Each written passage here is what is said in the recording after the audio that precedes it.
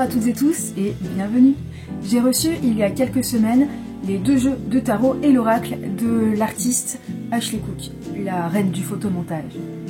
Initialement, cette vidéo devait être une vidéo de déballage et de premières impressions et finalement ça s'est transformé en vidéo sur l'archétype du trickster. Voilà, j'avais envie de vous donner un panorama sur cet archétype, l'archétype du trickster, du bouffon, de l'enfant intérieur, sage ou sauvage, qui se décline de manière assez originale chez Ashley Cook, mais c'était beaucoup trop long.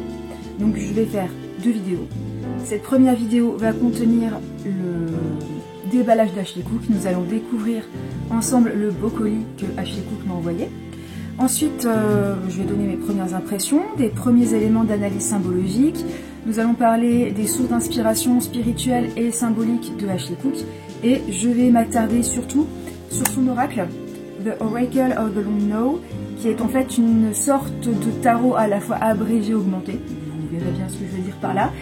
Et qui est vraiment intéressant parce que ça retrace à la fois, ça évoque à la fois un cheminement individuel vers le soi. On interprète souvent les arcanes du tarot comme des archétypes qui permettent de faire un chemin d'individuation.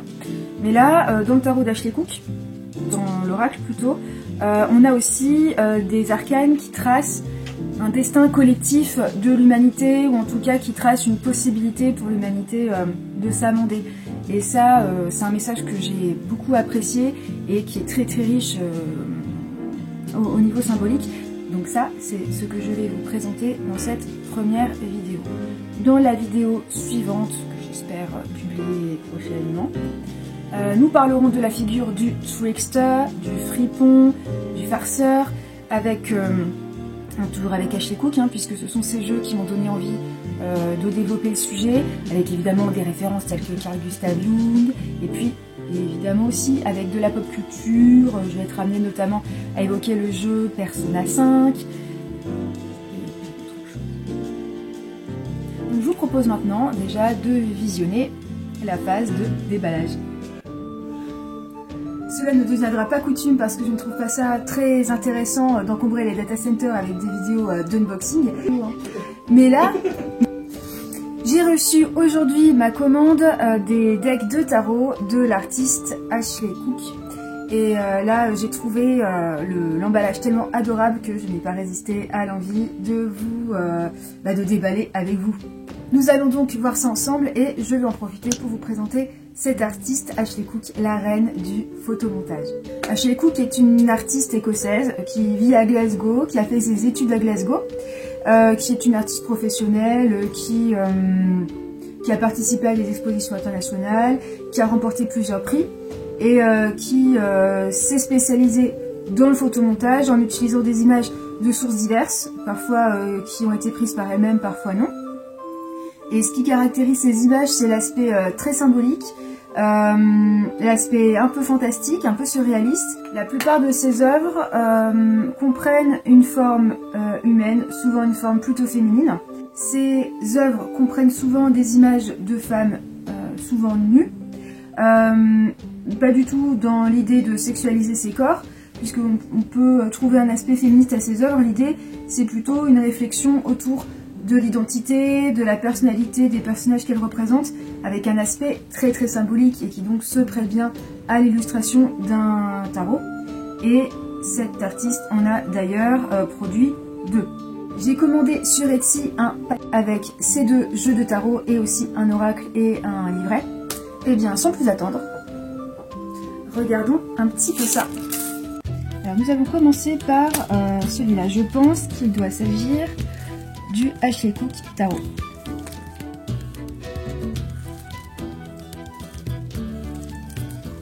Vous avez vu, l'emballage est tellement mignon. C'est adorable. Avec la petite carte, les petits remerciements.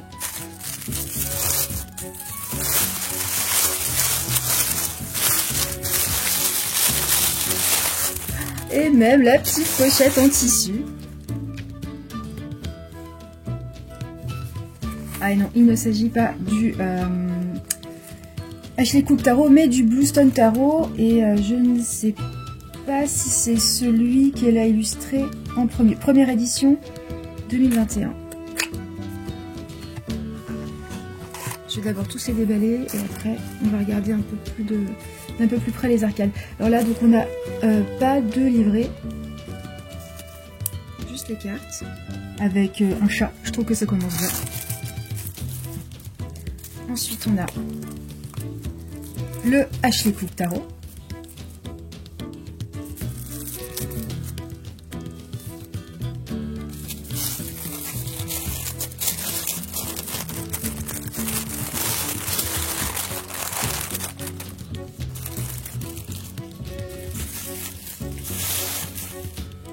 Et voilà.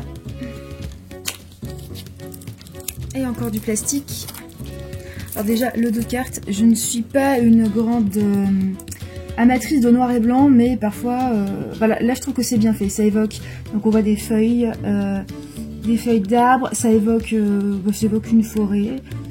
Il y a même un côté un peu tropical dans l'ensemble. Voilà, je trouve ça très joli avec cette fleur au milieu. Enlevage de plastique. Et voilà. Donc j'ai dit qu'on n'avait pas de livret, on n'a pas de livret pour les deux dans la boîte, mais il y a un livret sous forme de PDF qui est envoyé à la commande. Le jour même où j'ai passé commande, Ashley Cook m'a envoyé les deux PDF que je n'ai pas eu le temps de compulser pour l'instant.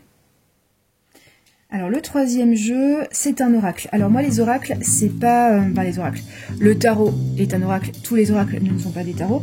Les oracles un peu random, ça m'intéresse moins, voilà, parce que ce qui m'intéresse beaucoup dans le tarot et aussi dans d'autres jeux, c'est la structure symbolique, tout le système qu'il y a derrière.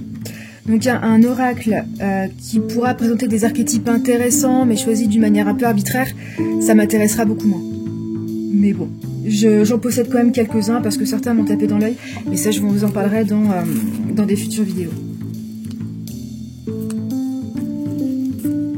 Donc encore une petite carte, très jolie aussi.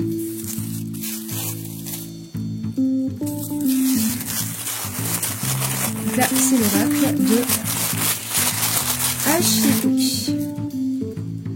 Première édition, 2021 aussi. Pour les deux jeux de tarot, j'ai donc le livret sous format PDF, mais là, j'ai reçu en plus un livret pour l'oracle. Donc un livret format papier, en couleur avec ces magnifiques illustrations. Enfin, voilà, c'est pratiquement un artbook. Hein. C'est l'une des raisons aussi pour lesquelles j'aime les jeux. C'est l'un de mes intérêts pour les jeux, c'est qu'en fait, un jeu de cartes, quel qu'il soit, c'est une sorte d'artbook avec des pages volantes, hein, finalement. Donc on regardera l'oracle après. Je vais commencer par regarder un petit peu les arcanes du Ashley Cook Tarot et voir un petit peu ce que ça peut m'inspirer niveau symbolique. Ah oui, donc c'était bien le premier, hein. Ashley Cook Tarot, c'est 2018. The Fool avec le chien, donc ça reprend les dénominations du Rider Waite, hein. Rider Waite Smith, n'oublions pas Madame Smith qui a illustré le jeu Rider Waite Smith. Donc pour l'instant, représentation assez classique, hein. Ça correspond vraiment à l'imagerie du Rider Waite. Donc là, j'aime bien l'impératrice avec les marguerites sur la poitrine. Alors on retrouve le symbole de Vénus. Alors moi j'aime pas trop que l'impératrice soit essentiellement associée à Vénus. Mais bon, ça on pourra en reparler, je ferai une vidéo spéciale sur les archétypes de l'impératrice et de l'empereur. L'impératrice, on a une image de un peu de langueur. L'empereur, on a plus une image de solidité, de stabilité, ce qui est cohérent avec la figure de l'empereur. Alors là, The Hierophant, le pape, je l'aime beaucoup. Là, il est chouette avec la planète Jupiter derrière, qui évoque la générosité, l'abondance. Alors les amoureux. Donc c'est l'amoureux dans le tarot de Marseille et les amoureux dans le Rider-Waite-Smith. Dans le tarot de Marseille, les amoureux ont plus une signification, un sens lié au choix. C'est un peu moins le cas dans le Rider-Waite-Smith, parce qu'on n'a pas un amoureux qui doit faire un choix entre deux amoureuses. On a quand même la notion de choix qu'on retrouve avec cette image biblique de la Genèse, puisque là on a Adam et Ève avec la pomme et le serpent. Donc on a encore la notion de choix et de libre arbitre qui revient quand même. Donc là on a le chariot avec le conducteur du chariot qui a littéralement la tête dans la lune, et on a plusieurs symboles qui évoquent Hermès, ou plutôt Hermès ou Mercure. Alors déjà j'ai l'impression qu'on a le symbole de la planète Mercure, mais avec en plus une croix. On a comme un serpent, donc ça ressemble un peu à Caducée, et en plus on a ça ressemble plus à un ankh ici. Alors c'est assez curieux, ça, il faudrait la creuser cette carte. Alors la force. Alors souvent, la force c'est plutôt la femme qui retient la gueule du lion, parce qu'on a un être humain qui maîtrise ses pulsions, donc qui maîtrise la force qui lui vient de sa propre vitalité. Et là, c'est intéressant parce qu'on a la femme qui a la tête dans la gueule du lion. Et pareil, c'est il y a un truc à creuser là. Ah, l'ermite, alors ça avec le fond, alors ça c'est superbe, ce mélange entre photographie et gravure, œuvre d'art préexistante, je trouve ça vraiment superbe. Alors là, la roue de fortune, alors celle-là, je l'aime vraiment beaucoup. Ici, on a les trigrammes du I Ching, alors, et on a ici l'ensemble des 64 hexagrammes. Et alors ça, c'est vachement intéressant, parce que le I Ching, c'est donc le livre des transformations, mais je ferai une vidéo, je pense, spéciale là-dessus, sur le I Ching, et sur les supports qui ont dérivé du I Ching après. Et donc là, on a vraiment l'idée des transformations qui jalonnent la vie. Donc vraiment, c'est vraiment canon. On a les symboles alchimiques des 4 éléments. On a les 4 symboles des 4 évangiles, comme on l'a dans la carte du monde. La justice, je crois que c'est Frida Kahlo, hein. Ouais. Là, on a Frida Kahlo. Alors pareil, là, on a une représentation assez classique. Alors après, c'est des cartes qui sont d'une grande richesse, hein. Il y a énormément d'éléments. Donc voilà, je regarde un peu superficiellement, mais il y aura une tonne de choses à dire. Le pendu.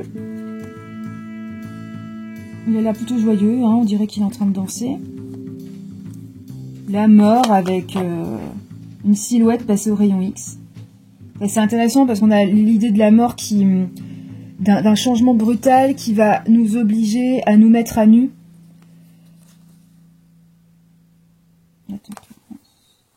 Alors le diable en négatif, l'aspect négatif, intéressant, l'aspect négatif dans les couleurs. Avec le pavot derrière. La tour avec une catastrophe sur fond de nuages psychédéliques. Oh, l'étoile, elle est belle aussi.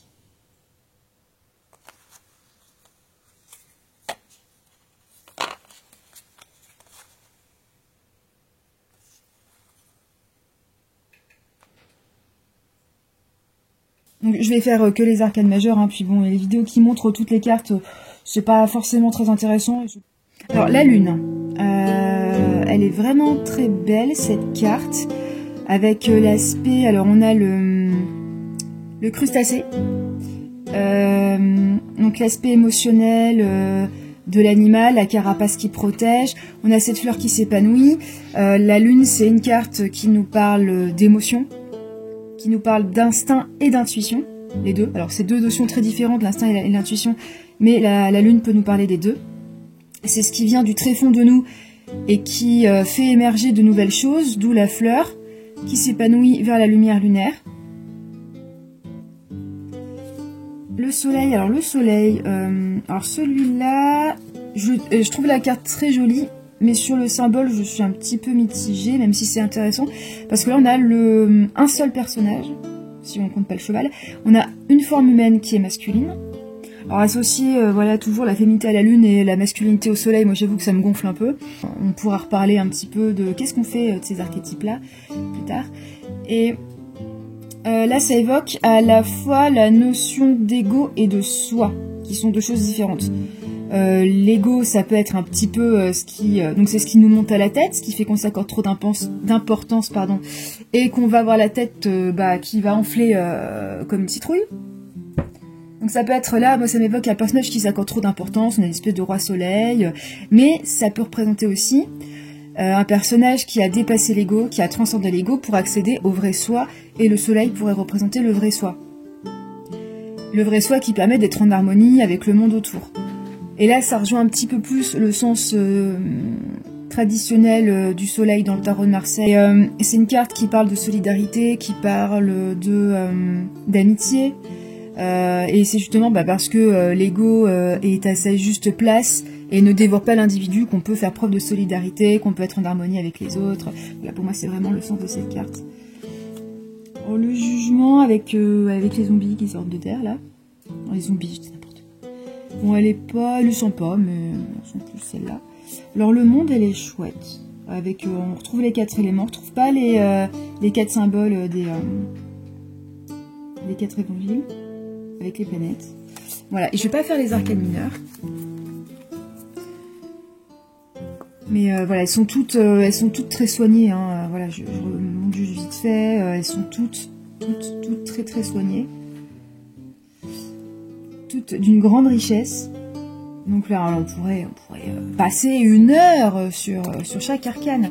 Alors le jeu, c'est important quand même, se mélange bien. Ça, c'est important. Manipuler les cartes, c'est une autre raison pour lesquelles j'aime les jeux de cartes. C'est que ce sont aussi des anti-stress plutôt sympas. Voilà, brasser les cartes, j'adore ça. Ça me détend.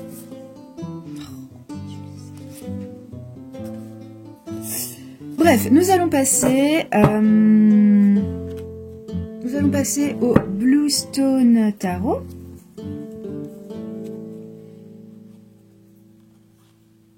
Donc celui-là qui est le plus récent.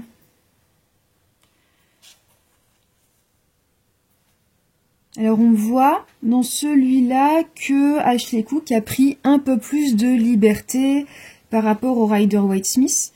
Ce qui est logique, hein, puisqu'il est postérieur à celui qu'on vient de voir. Donc là, l'artiste a sûrement eu le temps de faire mûrir sa réflexion sur chaque arcane. Et là, ça se sent déjà sur celle qu'on voit. Là, on a une grande prêtresse avec 2 visages. Alors, une impératrice un petit peu trop rose bonbon à mon goût. Donc on retrouve le symbole de Vénus, mais on a aussi la Terre, la grenade, la Lune. Ouais, alors moi j'ai quand même du mal avec ce genre d'impératrice. Hein. Pour moi une impératrice c'est pas que ça. L'empereur, alors on trouve les cornes. Hein. Elle aime bien faire des cornes à l'empereur. Avec une étoile à 8 branches. Bon celui-là il est un peu bizarre. Alors, je préférais largement celui avec la planète Jupiter. Les amoureux, donc là on retrouve encore la symbolique biblique. Alors là on a un côté Wicca avec le mâle et ses cornes et la femelle avec ses fleurs dans les cheveux. Et ben moi je pense que je préfère quand même l'autre.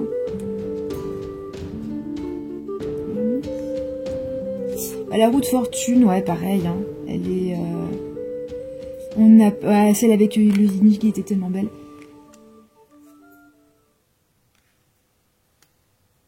La mort elle est canon, mais niveau symbolique, pareil, je préférais l'autre. Pareil, la tempérance est très gracieuse. Alors là, le diable, pour le coup, je préfère celui-là. Alors, il est plus proche de la représentation traditionnelle que celui de l'autre jeu, pour le coup. Mais graphiquement, je le trouve mieux. Je préfère. Voilà, je n'ai pas pas grand chose de plus à dire. La tour. Ah, la tour, elle est bien là, elle fait vraiment peur. Hein. Elle est beaucoup plus dramatique que dans le jeu précédent.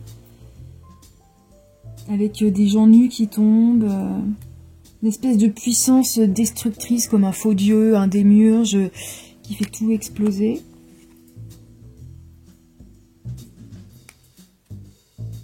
Donc, la lune, en plus du crustacé, on retrouve des tigres dont il émane une espèce d'énergie rayonnante.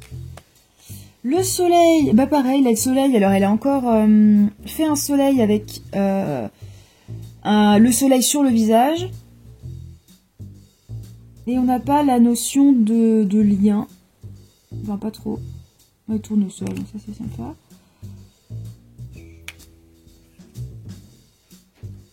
Le monde, on a encore un monde, comme dans le jeu précédent, qui s'étend à l'ensemble du système solaire.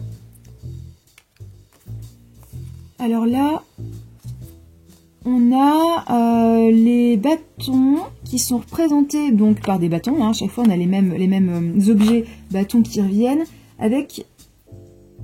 C'est quoi? Oh, désolée, j'avoue mon ignorance. On a des espèces de rosaces au bout, mais je sais pas ce que c'est. Est-ce que c'est un... Ah mais si. Non mais alors là, on dirait une espèce de totem. Enfin, ça a l'air amérindien, donc j'en sais pas plus. C'est sûrement expliqué dans le livret, faudrait que je regarde. Là, j'ai pas pris le temps de le faire. Oh, la reine, elle est chouette, la reine de bâton. Alors les épées, bon, c'est des épées. Hein. Là, par contre, c'est pas... Oui, bah, je me dis, les bâtons, ça doit être des bâtons de chaman, quelque chose comme ça.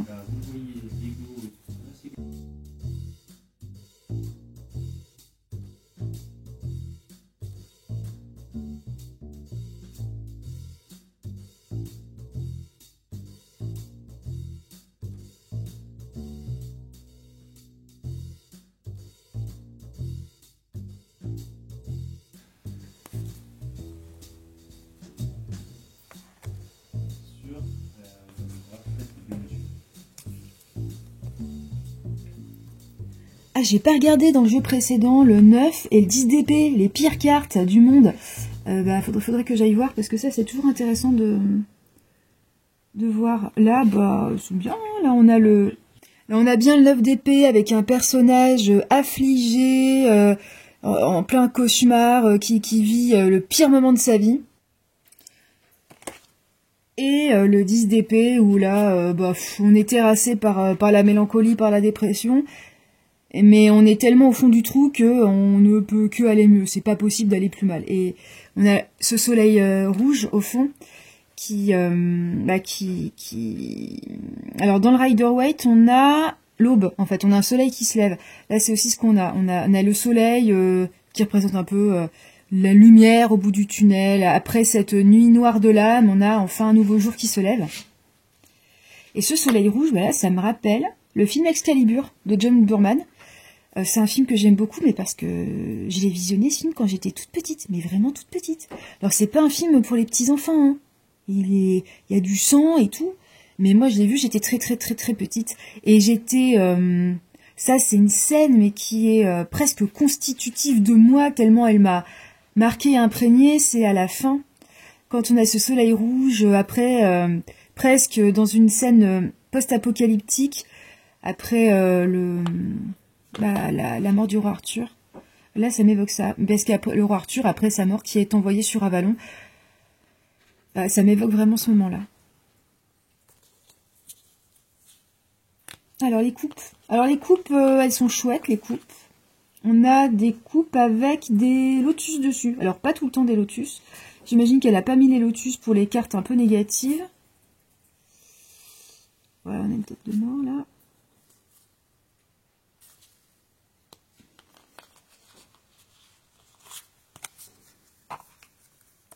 Et les deniers, bon voilà, on a des deniers classiques avec le pentacle.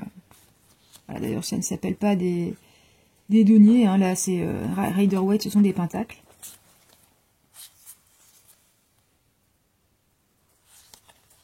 Alors on a l'homme vert, ça rappelle encore la Wicca et la mythologie celte aussi avec l'homme vert, roi de pentacle. Donc, magnifique, hein. On va regarder un petit peu l'oracle maintenant. Je vais mettre juste un peu plus droite parce que j'ai... Alors, l'oracle.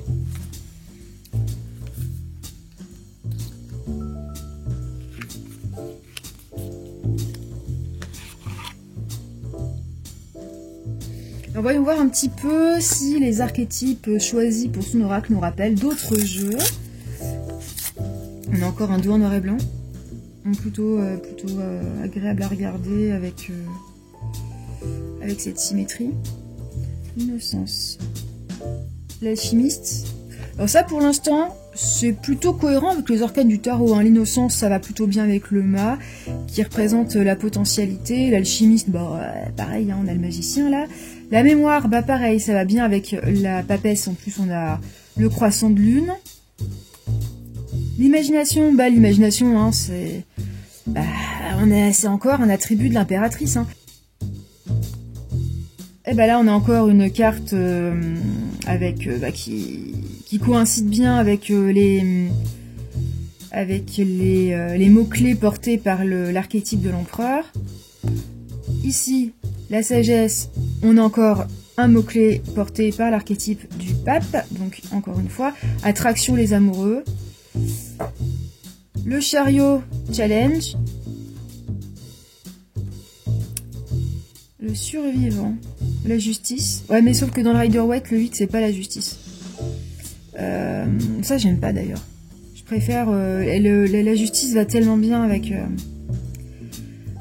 le 8, avec le 8 en chiffre arabe. Donc là, ça correspond du coup à la force. La force et la justice sont échangés dans le Rider-Waite par rapport au tarot de Marseille.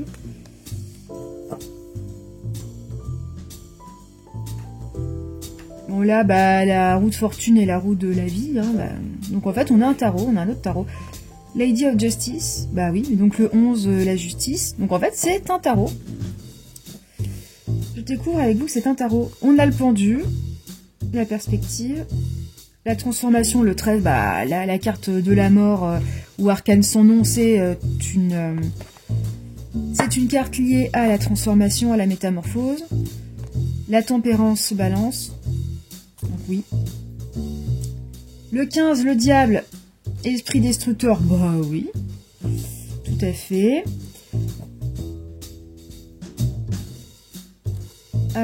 Donc là, c'est la tour. Awaking. Donc on a donc la tour, c'est une carte de cataclysme, de grand chamboulement, de catastrophe que l'on subit. Et avec, oui, pourquoi pas, qui provoque un éveil. L'étoile, donc l'arcane 17 ans. L'illusion, la lune, oui, puisque la lune, j'ai parlé d'intuition, mais c'est aussi une carte liée à l'illusion. L'expansion au soleil, oui, hein, le soleil qui rayonne. Karma, le jugement, oui, oui. Et ici, le monde, la complétude, oui, pareil, hein. Alors là, ce qui est intéressant, c'est qu'on a donc comme des arcanes, forcément, des arcanes majeures supplémentaires. Donc en fait, on peut dire que c'est un oracle composé en fait d'arcanes majeures du tarot avec des arcanes majeures en plus. Et ça, j'aime bien. Donc chaos.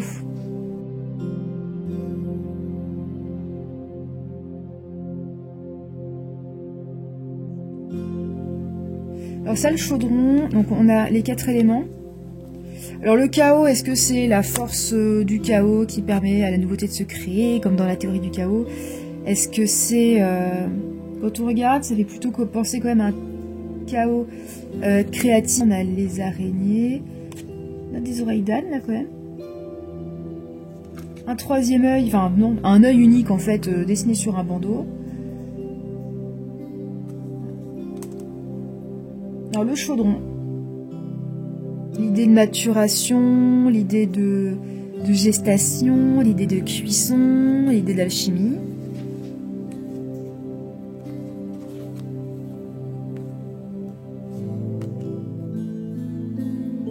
La gnose, la connaissance. Patience, donc on a des vertus supplémentaires, on avait la tempérance, là on a la patience. Et là, on a une espèce de la régénération. C'est comme le monde, mais en version ultime, hein, puisque ça c'est le vrai dernier arcane pour le coup de ce jeu. Bon, ces 3 jeux sont vraiment magnifiques, en plus de sembler être d'une grande richesse.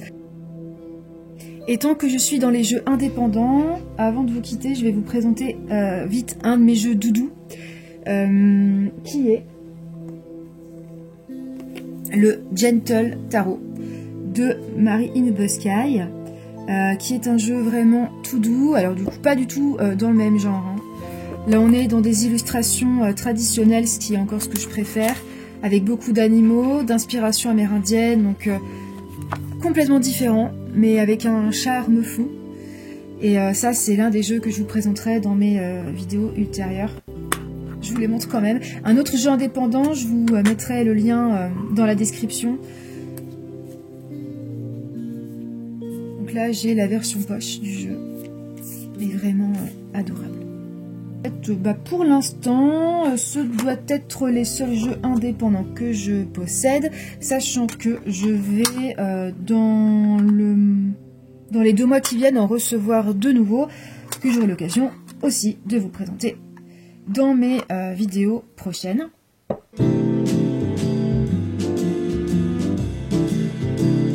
Alors après cette présentation à l'occasion du déballage qui a été improvisé, je vous propose un premier retour après m'être penché en particulier sur l'oracle d'Ashley Cook, The Oracle of the Long Now. Et d'abord revenons un petit peu sur les sources d'inspiration spirituelle d'Ashley Cook. Certaines auxquelles j'adhère en approuvant des 2 pouces et d'autres qui me laissent un peu plus perplexe. Donc Ashley Cook évoque ses sources d'inspiration dans le livret qui accompagne son oracle. Alors parmi les sources implicites, forcément on a Jung. Forcément, puisque l'idée de l'autrice, qui est une idée qui est assez largement partagée par les amateuristes de cartes et autres techniques originellement divinatoires, c'est l'instauration d'un dialogue avec le soi et entre la conscience et l'inconscient grâce aux archétypes portés par les cartes. Jung, je n'adhère pas à 100%, mais au moins à 90%, et j'aime beaucoup le bonhomme. Ceux qui me suivent un peu savent que j'ai tendance à en parler à la moindre occasion. C'est l'un de mes copains, l'un de mes meilleurs copains avec Bergson, et j'embête tout le monde avec. Donc Jung n'est pas cité, mais sa pensée est très présente dès l'introduction, où il est question d'un dialogue entre le moi et l'inconscient via les symboles et les métaphores portés par les anciens mythes, afin d'acquérir une certaine sagesse et la connaissance de notre architecture intérieure comme celle du monde qui nous entoure. Ashley Cook nous informe qu'elle est, entre autres sources, inspirée par l'anthroposophie. Vous savez peut-être déjà que je n'aime pas trop ça. L'anthroposophie de Steiner est un rejeton de la théosophie, et tout ça c'est un peu la matrice du New Age contemporain. Mais je ne m'y attarderai pas, j'aurai l'occasion d'en parler sans doute dans les futures vidéos. En revanche, il y a une source d'Ashley Cook qui me parle beaucoup, c'est le Yijing. Donc le Yijing, ou livre des mutations, ou des transformations, c'est le plus vieux livre de Chine et le fondement philosophique des pensées taoïstes et confucéennes. Et c'est un livre de divination qui décrit 64 situations fondamentales qui correspondent aux 64 hexagrammes, configuration énergétique, des situations qui permettent au consultant de vérifier l'adéquation de sa propre posture et de ses projets avec les possibilités que lui offrent les circonstances. Ces 64 situations correspondent donc aux 64 hexagrammes que l'on peut voir dans cet arcane du tarot d'Ashley Cook. Et plus que ces situations même, le Yijing décrit ces transformations, des transformations qui peuvent mener d'une situation à toutes les autres. D'ailleurs, dans le livret, vous voyez que Ashley Cook propose carrément une forme de tirage original, dont chaque arcane tiré va correspondre à un trait d'un hexagramme du Yijing avec le sens de chaque trait. Comme on l'a vu lors du déballage, l'oracle d'Ashley Cook, en fait, c'est un tarot à la fois abrégé et augmenté. Abrégé parce qu'on n'a que des arcanes majeures, mais augmenté parce qu'on a des arcanes majeures supplémentaires. Et ces arcanes supplémentaires sont très intéressantes. Ce ne sont pas des arcanes mineures. Alors ça arrive que des tarots comprennent des arcanes majeures supplémentaires. Par exemple, The Unseen du magnifique Gentle Tarot de Mary in the Sky. The Unseen qui représente le monde invisible. Mais dans l'oracle d'Ashley Cook, on a en tout 36 arcanes. Donc l'oracle se compose des 22 premiers arcanes qui recouvrent au moins en partie dans leur symbolique les 22 arcanes majeurs du tarot, bien que les noms soient différents, on l'a vu, et ces noms évoquent des attributs de ces arcanes. Donc en ce faisant, Ashley Cook donne une orientation spécifique aux arcanes en proposant une interprétation personnelle, et c'est tout l'intérêt de découvrir de nouveaux decks d'une manière générale. L'intérêt, c'est d'apporter une nouvelle couche de compréhension et une nouvelle profondeur au sens des symboles traditionnels. Donc ces 22 premiers arcanes sont numérotés de 0 à 21, comme les arcanes des tarots de certains occultistes du 19e siècle, mais même déjà avant. Dans le tarot de Marseille, l'arcane le mat est un arcane qui n'est pas numéroté, mais on avait déjà, au 18e siècle, on avait déjà l'arcane le fou ou le mât parfois, mais je vais appeler le fou en général, qui était numéroté déjà 0, donc jusqu'à 21 pour l'arcane le monde, mais là le monde, ça correspond à completion. Je suppose qu'on peut traduire par complétude. Ou accomplissement plutôt, peut-être. Donc il y a 14 arcanes supplémentaires, numérotés de 22, qui commencent avec Chaos à 35. On a donc 36 arcanes en tout dans cet oracle. Alors je ne vais pas décrire individuellement tous les arcanes supplémentaires, parce que ce serait extrêmement long, alors même si tous les arcanes sont vraiment intéressants. On va essayer de dégager une structure globale. Alors si les 22 premiers arcanes, comme dans le tarot de Marseille, semblent évoquer un chemin d'individuation et d'accomplissement individuel, à partir de l'arcane du chaos, donc le 22e, enfin plutôt 23e arcane numéroté 22, là on entre dans un cheminement qui semble être plutôt collectif et qui semble tracer un destin pour l'humanité. C'est une trajectoire collective, mais qui reprend les codes du chemin individuel d'individuation, notamment à travers la rencontre des 4 éléments. Alors j'ai l'intention de proposer ultérieurement une vidéo uniquement sur ce sujet, les liens entre les 4 éléments traditionnels, les couleurs et les suites des jeux de cartes et les fonctions cognitives décrites par Carl Gustav Jung. Mais nous allons effleurer un peu tout cela tout de suite. Alors d'abord, on va parler de ce premier arcane supplémentaire, le chaos, avec l'arcane 22, donc qui suit l'arcane d'accomplissement qui est l'arcane 21, le monde, l'univers. On a un nouveau début, donc on redémarre un cycle, c'est l'impression que ça donne. On retourne dans un arcane, en fait 2 points primordial de materia prima, comme est l'arcane 0, en l'occurrence l'innocence, le fou ou le mat traditionnellement. Et comme le fou, le mat, le chaos, écrit Ashley Cook, porte en lui l'énergie de l'archétype du trickster, le fripon divin. Le personnage de cet arcane porte d'ailleurs le bonnet d'âne, comme le fou du tarot, d'un tarot en tout cas, de Visconti de Sforza, qui est l'un des plus anciens tarots que l'on ait trouvé.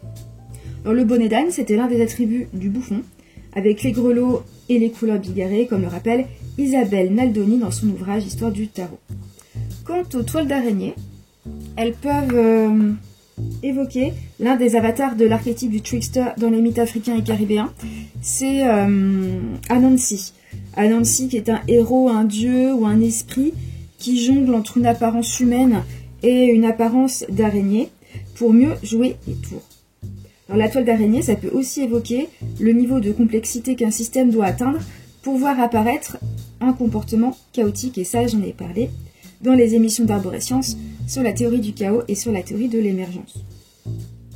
L'apparition d'un comportement complexe caractérisé par une propension au chaos, c'est-à-dire une propension à l'imprévisibilité, est liée au nombre de connexions qui existent entre les éléments qui composent ce système, d'où l'idée de la toile d'araignée, l'idée du réseau.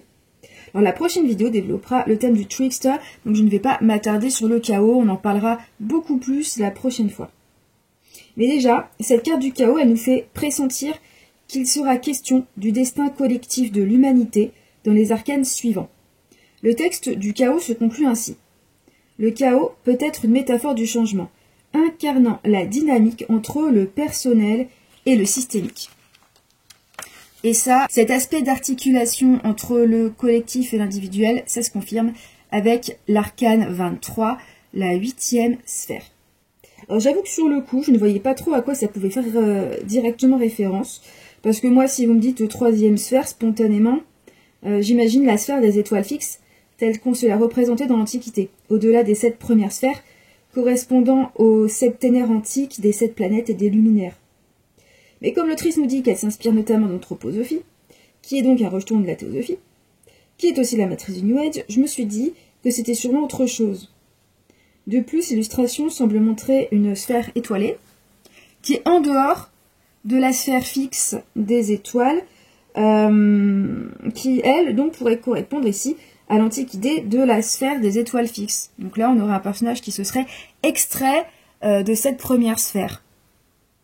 Dans le syncrétisme que prétendait réaliser la philosophie, on trouvait la notion de 7 corps composant l'individu, du plus matériel au plus subtil, correspondant à 7 plans de l'univers. Le New Age, lui, associe ces différents corps aux 7 chakras, et ces différents plans d'existence à des dimensions. J'ai déjà eu l'occasion d'évoquer ce point rapidement, hein, le New Age, c'est pas ma tasse de thé. Ces 7 plans d'existence sont parfois associés aux 7 lignes sur lesquelles se situent les 10 séphirotes de l'arbre des émanations. Et on retrouve d'ailleurs cette idée dans l'image de l'arcane 2 de l'oracle d'Ashley Cook, The Memory. L'arcane 2, il est là. Donc, qui remplace la papesse. Et dans le texte, elle nous parle, d'ailleurs, dans le texte de The Memory, elle nous parle des annales akashiques, qui sont aussi un concept repris par le New Age. Donc là, on voit ici, sur cette papesse, sur cette prêtresse, l'arbre des séphirotes qui est dessiné, avec les couleurs qui correspondent au chakra, et qui sont pas complètement situées aux bons endroits, parce que voilà, ça devait être difficile à réaliser, on n'aurait sûrement pas très bien vu. Mais voilà, ça correspond vaguement. On a les séphirotes sur une même ligne qui sont de la même couleur. On a ici le Tiferet au niveau du cœur qui est en vert. On a le chakra racine qui correspond à Malkout en rouge, etc. Donc New Age ou pas, hein, moi j'apprécie beaucoup l'œuvre d'Ashley Cook, bien sûr. Bon alors essayons de traduire ce qui est dans le livret au lieu de spéculer.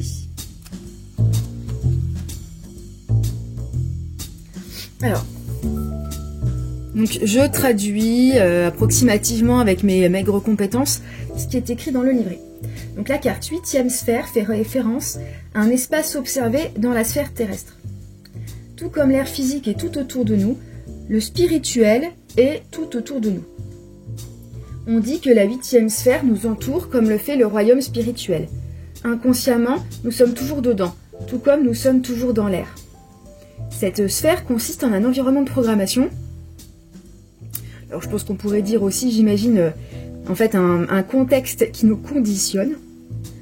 Mais ce n'est pas une force créant un monde qui nous guidera et prendra soin de nous en tant qu'individus. C'est une influence homogénéisante qui a un impact constant sur la façon dont nous fonctionnons. Donc, si je résume, c'est quelque chose de plutôt négatif. C'est une sphère qui a plutôt tendance à entraver notre liberté, notre créativité, et donc là c'est moi qui interprète, hein, et donc qui sera un obstacle à l'individuation, à l'épanouissement de la personne. Je continue la traduction. Elle ne s'intéresse pas à nous en tant qu'humains, c'est hors circuit, c'est une impasse qui arrête le processus naturel d'évolution organique, d'évolution biologique. Donc le concept de cette sphère s'est glissé dans la culture populaire sous le nom de Matrix. La matrice, hein, tout le monde voit de quelles œuvres on parle. Alors, recommentaire de moi, on a une référence à la matrice d'illusion entretenue par le démiurge dans la spiritualité gnostique. Alors, je sais pas, dans le New Age, s'il y a des références à cette sphère-là, enfin, j'ai déjà entendu parler d'idées de... comment dire, oui, alors les matrices, c'est des choses qui reviennent un petit peu, l'idée de Alors mais ça je connais pas très bien le New Age, j'évite de trop m'intéresser, voilà, je trouve pas ça super intéressant. Mais dans la spiritualité gnostique, il y a comme cette idée de matrice, même si elle n'est pas nommée. C'est un peu ce que Philippe Cadic nommait la prison de fer noir. Le démiurge, c'est le faux dieu aveugle qui se prend pour le créateur, alors qu'il est incapable de créer quoi que ce soit. Il règne par le mensonge et la division et la restriction. Et c'est lui qui crée cette prison, parce que le démiurge, c'est un illusionniste. Et ça, c'est un peu son côté trickster, mais ça, c'est le versant vraiment maléfique et stérile du trickster. Et c'est en cela que cet arcane peut se rapprocher de l'arcane du battleur ou du magicien, qui est ici, dans cet oracle, l'alchimiste. Moi, je vois quand même une certaine correspondance entre les deux. Alors, ce qui est intéressant de remarquer, c'est que l'arcane 0, traditionnellement, c'est un arcane assez neutre, parce que le mat porte une énergie énorme qui n'est pas encore dirigée.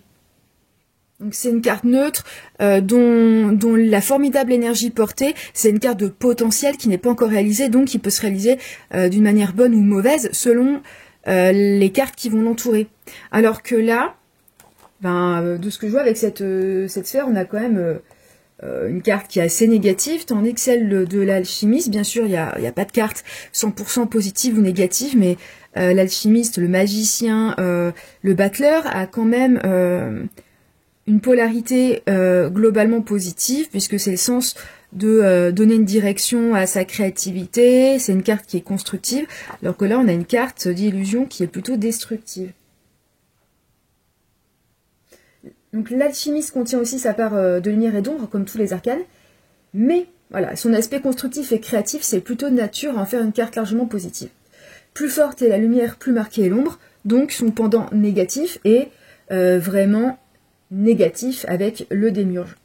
Donc observons que l'illustration, là, ça pourrait ressembler soit à un personnage qui s'est libéré de cette sphère d'illusion, un peu comme une personne éveillée dans le bouddhisme qui s'extrairait de l'illusion maya, ou alors peut-être que ça pourrait représenter le démiurge lui-même, puisqu'on voit que le personnage a les yeux bandés. Oui, ça, Yaldabaoth, ça veut dire fils du chaos, mais parfois il est appelé le dieu aveugle aussi. Donc, je continue la traduction. Cette carte nous avertit que l'humanité approche d'un moment où de nombreuses personnes se déconnectent de la nature et se perdent dans une fausse réalité. En effet, ça résume bien l'état de nos sociétés composées d'individus de plus en plus perdus dans des fantasmes, des illusions, des idéologies déconnectées du réel, des individus dissociés de leur corps et dissociés aussi dans leur psychisme, déconnectés de la nature puisqu'ils sont pris dans les matrices de la société de consommation, de la société du spectacle, de la virtualisation des rapports humains, de l'ultralibéralisme économique, etc. Donc cette déconnexion, elle résulte en effet de plusieurs mécanismes collectifs et des phénomènes sociaux, et elle engendre elle-même de nouveaux délires collectifs. À mon avis d'ailleurs, les délires New Age, c'est l'un des nombreux symptômes de ça, je pense. Et ce qu'on voit aujourd'hui, les progrès de l'intelligence artificielle et l'utilisation stupide et destructive que l'on commence à en faire ne vont rien arranger. Voilà, c'est un peu la spirale infernale vers les psychoses collectives et les dérives sectaires et autoritaires qu'on voit se réaliser de plus en plus dans de nombreux pays. Donc je termine cette fois-ci la traduction. Tirer cette carte permet de se remettre en question pour éviter de participer à cet avenir dystopique.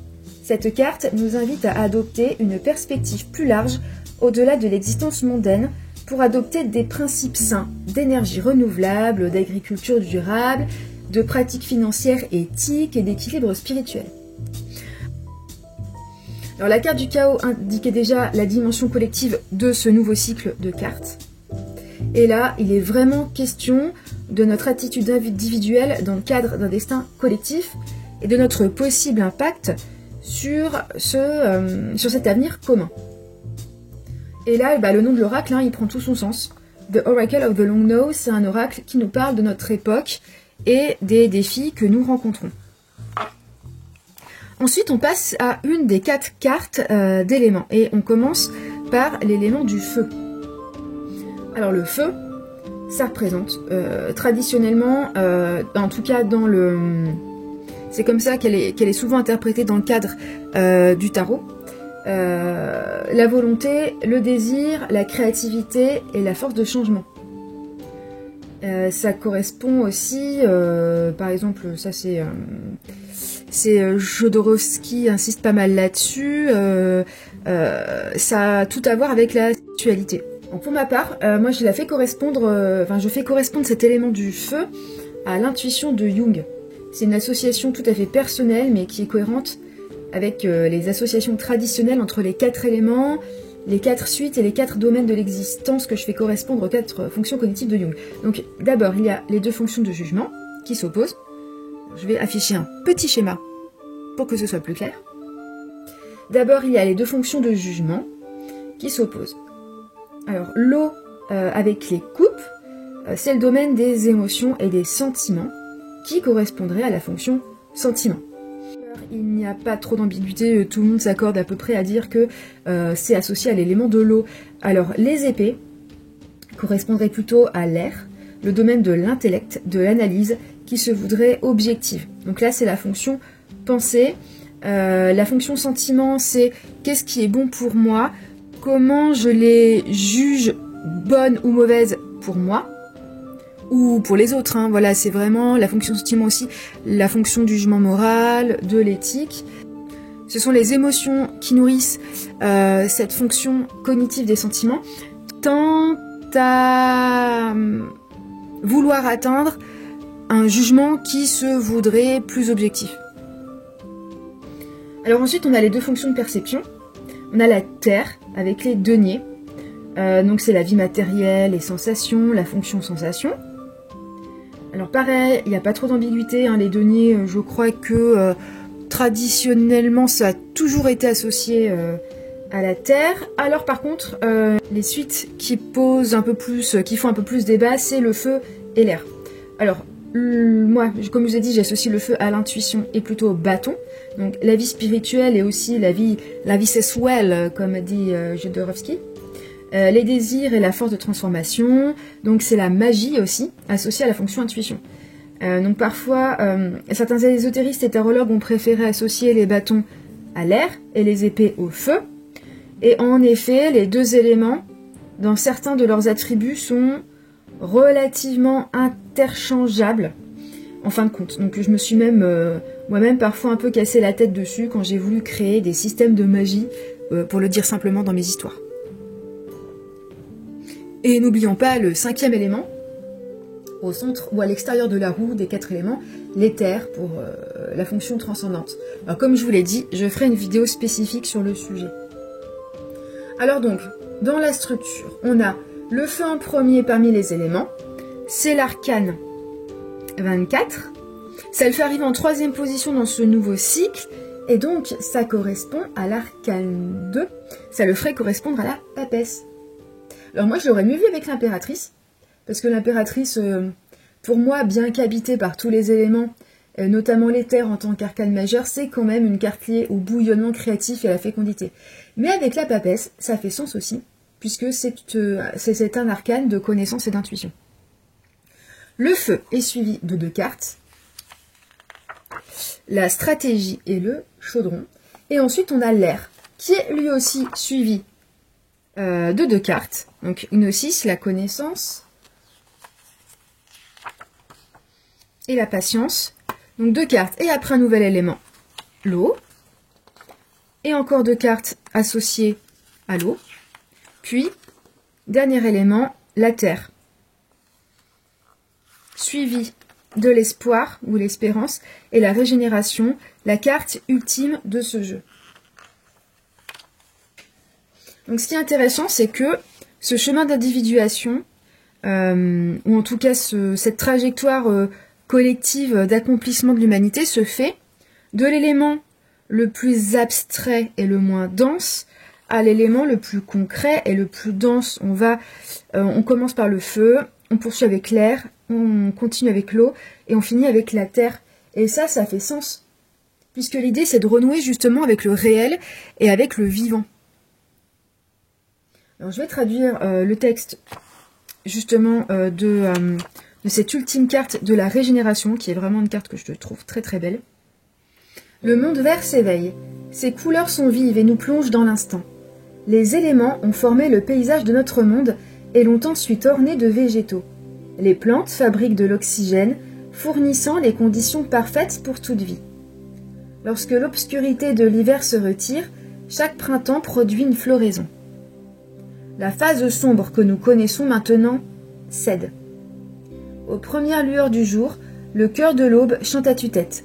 Je supporte, j'endure, je reste, informant le monde qu'elles avaient les ressources pour survivre. La force imparable de la nature lutte à travers l'obscurité, le froid, la sécheresse, la destruction des habitudes, la diminution des nutriments et la négligence, la folie et la vanité de l'humanité. Le miracle de la régénération se produit une fois de plus.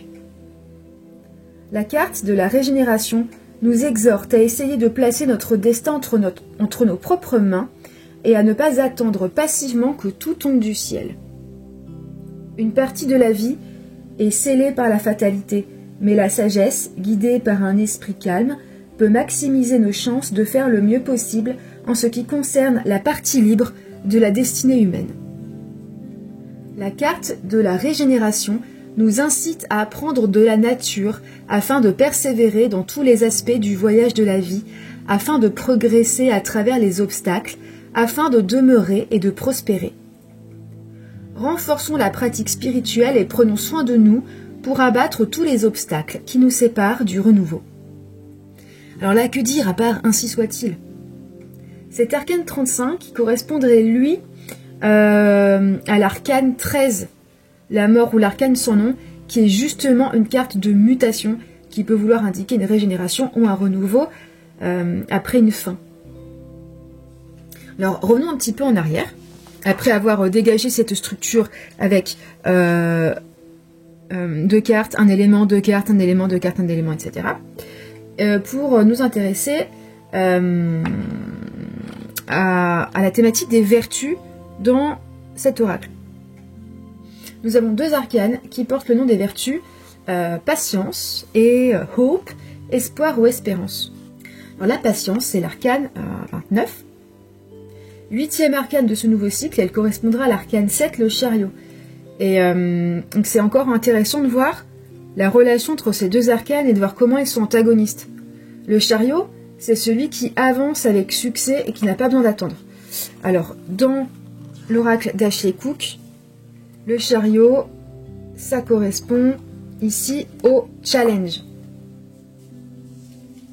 Voilà, c'est une carte qui en veut, c'est une carte énergique, une carte de détermination, une carte qui bouge, alors que là, on a une carte plutôt, on est forcé d'attendre, c'est plus une carte d'immobilisation, et ça rappelle un petit peu ainsi l'arcane du pendu. Donc une attente qui implique, qui pousse en tout cas à adopter une nouvelle perspective, un point de vue différent. Alors la patience, forcément si c'est un autre arcane que le pendu, c'est qu'elle doit avoir un sens différent. La patience là, elle n'est plus subie, elle est maîtrisée. Hope, c'est l'arcane 34, c'est celle qui précède la régénération. Ashley Cook écrit « L'espoir est une fleur qui continue de croître même quand elle est privée de lumière. » L'espérance est l'une des trois vertus théologales chrétiennes.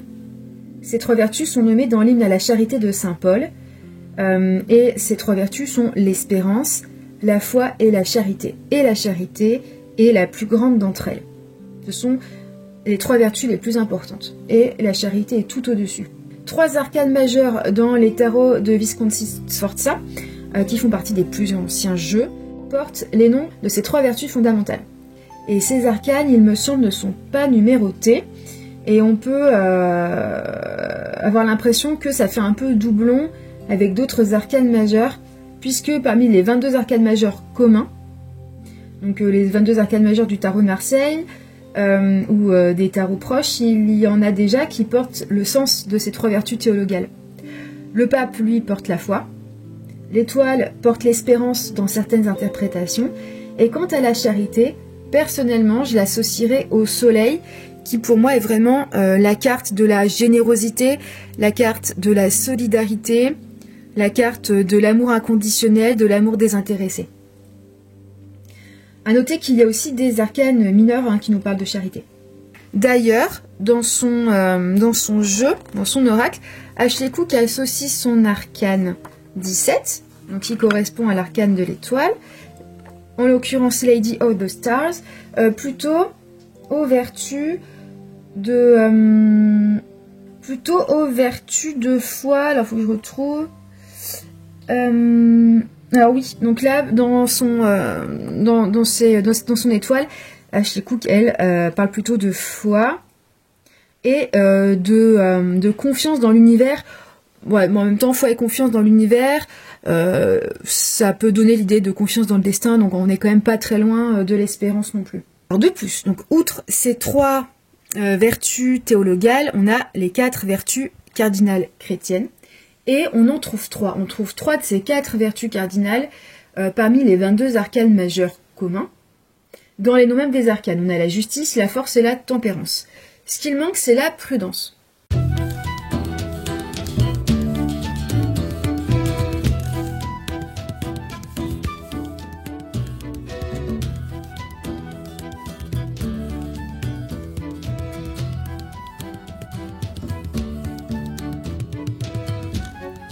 La patience qu'on trouve dans le jeu d'Ashley Cook ne figure pas parmi ces 4 vertus cardinales. Mais on peut considérer que la patience, c'est un peu une forme de prudence, c'est allié à une forme de tempérance, voire plus, ou alors une condition pour atteindre toutes ces vertus-là, puisque comme on dit, patience, c'est mère de toutes les vertus. Alors, je me permets un petit schéma personnel pour retenir tout ça. Ça n'a rien de canonique, même si je devais résumer graphiquement l'ensemble des vertus, ce serait comme ça. Le thème des 7 vertus dans le tarot mériterait qu'on lui consacre une émission entière. Et c'est sûrement ce que je ferai. Alors je reviens aussi sur l'arcane 31 qui m'avait interloqué lors du déballage, The Amabi. Alors j'avais dit que ça ressemblait un petit peu à un kappa. Alors quand j'ai déballé, j'ai pas lu le texte, mais en fait le texte d'Ashley Cook explique ce que c'est. Et en fait, Amabi c'est quoi? C'est un yokai, donc un esprit du folklore japonais.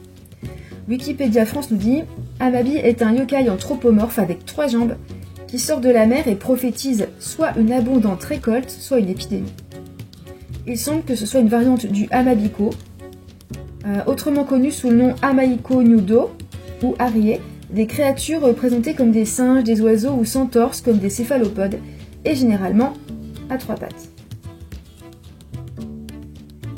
C'est ce qu'Ashley Cook écrit, elle dit que c'est en effet un yokai mythique qui fait un peu penser à une sirène avec des longs cheveux, 3 pattes, et qui fait des prédictions sur les épidémies, etc. Et c'est une carte qui a tout à voir avec l'idée de purification, de soins, et elle est liée à l'eau, puisqu'elle suit la carte élément de l'eau. Et l'eau, c'est un élément à la fois qui nourrit, qui donne la vie, qui permet à la vie de se déployer, mais c'est aussi un élément de purification. Donc, The Amabi, ça nous parle de la santé, et donc logiquement, c'est suivi par la carte du bien-être, The Well. Alors, avant de faire un premier bilan de cette exploration de l'oracle d'Ashley Cook, je vais faire une petite parenthèse, pour le coup, pour parler de quelque chose qui n'est pas vertueux du tout. Alors, le jeu d'Ashley Cook, les 3 decks, je les ai commandés sur Etsy, donc c'était un pack avec ces 3 decks et le livret. Et sur Etsy, on trouve plein de jolies choses. On trouve des jolis decks vendus par des artistes indépendants, ça c'est super chouette. Mais on trouve aussi des grosses daubes. des grosses daubes très malhonnêtes. Voilà, je dis pas des grosses daubes parce que ce serait moche, c'est juste parce que éthiquement c'est du caca. Donc d'abord on a des contrefaçons. Alors même parfois de jeux dits mass market, hein. Il y a des gens qui les scannent, il y a des gens qui les réimpriment sur du papier tout pourri, qui vous les vendent très cher sans scrupule. Et en plus, depuis l'arrivée des IA du style Midjourney, on trouve des decks mais vraiment affreux, illustrés uniquement par IA. Des illustrations qui n'ont même pas été retouchées pour que l'image soit un peu cohérente et du sens un peu une âme, quoi. Parfois c'est même indiqué que c'est fait par une IA, parfois ce n'est pas indiqué mais ça se voit, mais c'est comme le nez au milieu de la figure, et il y a des personnes qui se laissent piéger. Alors c'est vrai que de loin, si on regarde pas trop et qu'on plisse les yeux, ça peut avoir l'air pas trop mal. Et en plus, c'est vendu à des prix exorbitants. Alors on a des commentaires dithyrambiques de gens qui doivent... C'est pas possible, hein, mais aussi des gens qui regrettent leurs achats parce qu'ils se rendent compte que c'est fait par une IA, alors que c'était pas précisé, qu'en plus c'est moche. Franchement, l'IA, ça donne souvent des images assez dérangeantes et malsaines. Pas tout le temps, hein, mais quand il s'agit de personnages, surtout, même des fois les paysages, c'est assez incohérent, mais alors les personnages, c'est une horreur. Et pour le cerveau, c'est pénible, hein. Et en plus, ces jeux sont imprimés sur du carton de mauvaise qualité. Donc bref, les gens se font avoir sur tous les plans. Vraiment cauchemardesque. Pour les artistes, c'est cauchemardesque. Pour les personnes qui achètent, et moi, je suis baudard très fort qu'en plus, ce genre d'image, ça doit avoir un impact sur le cerveau. Moi, ça m'a fait faire des cauchemars et j'en suis venue à développer une vraie phobie. Non mais regardez un petit peu les mains, quoi. Il y a des personnes qui ont commencé à se créer des portfolios et des profils d'artistes en ne publiant quasiment que des images générées par IA et pas retravaillées du tout, même pas retravaillées pour que ça ressemble à quelque chose. Alors moi, tout ça, ça me rappelle le démon des formes vides que j'avais évoqué dans l'épisode d'Arborescence sur la dépression. C'est Coronzon. D'ailleurs, cet épisode sur la dépression, je l'adapterai en vidéo comme je le ferai pour les autres. Alors, Coronzon, c'est qui? Coronzon, c'est le démon qui règne sur l'abîme. Et il forme des images vides de sens. C'est le démon de l'anéantissement, de toute structure et de toute signification. J'ai d'ailleurs vu qu'il s'agissait aussi d'un méchant dans Sandman. Alors, on nous dit sur ce wiki, là, que j'affiche, on nous dit sur ce wiki qu'il est Auduc du 8e cercle. Alors, je connais pas assez Sandman pour savoir à quoi cela correspond dans l'histoire. J'ai seulement lu le magnifique The Dreams Hunters, illustré par Yoshitaka Amano. Mais là, ça fait repenser quand même un petit peu à la 8e sphère d'Ashley Cook. Bref, il y aurait de nombreuses choses à dire sur les problèmes posés par l'IA et ses implications, mais c'est pas trop le sujet. Je voulais juste vous inviter à soutenir de vrais artistes qui mettent dans leurs œuvres leur temps, leur savoir-faire, leur intuition, leurs sentiments et toute leur intelligence humaine, et qui œuvrent à donner plus de sens à l'expérience de la vie humaine. D'ailleurs, je crois que vous avez parlé rapidement d'un autre deck illustré par photomontage, c'est le Mustaro de Chris Hahn, pareil que j'ai acquis assez récemment. Donc on n'est pas du tout dans le même style qu'Ashley Cook, hein. Chris Hahn n'est pas spécialisée dans le photomontage, hein. C'est pas une artiste, je sais pas si on peut dire que c'est une artiste professionnelle, mais bon, elle, son activité c'est la création de jeux, mais c'est elle qui les illustre elle-même. Et donc on n'est pas du tout dans le même style, mais j'aime beaucoup aussi. On a des couleurs qui sont beaucoup plus acidulées. C'est souvent... alors les photomontages sont beaucoup moins sophistiqués, hein. C'est beaucoup plus simple, mais ça a un charme aussi. Moi, j'aime beaucoup les deux. Les photomontages d'Ashley Cook ont un aspect sombre qui peut bien se prêter à une utilisation, par exemple, en hiver, en automne, avec The Muse Tarot, mais aussi l'autre tarot de Chris Hahn, The Lightseers Tarot, si je dis pas de bêtises. Moi, ça me fait penser à mes vacances. On a du turquoise, on a la pêche, c'est léger. Ça fait vraiment penser aux vacances d'été. Ouais, donc un bon jeu pour les vacances d'été. Et pareil, une artiste à soutenir, hein.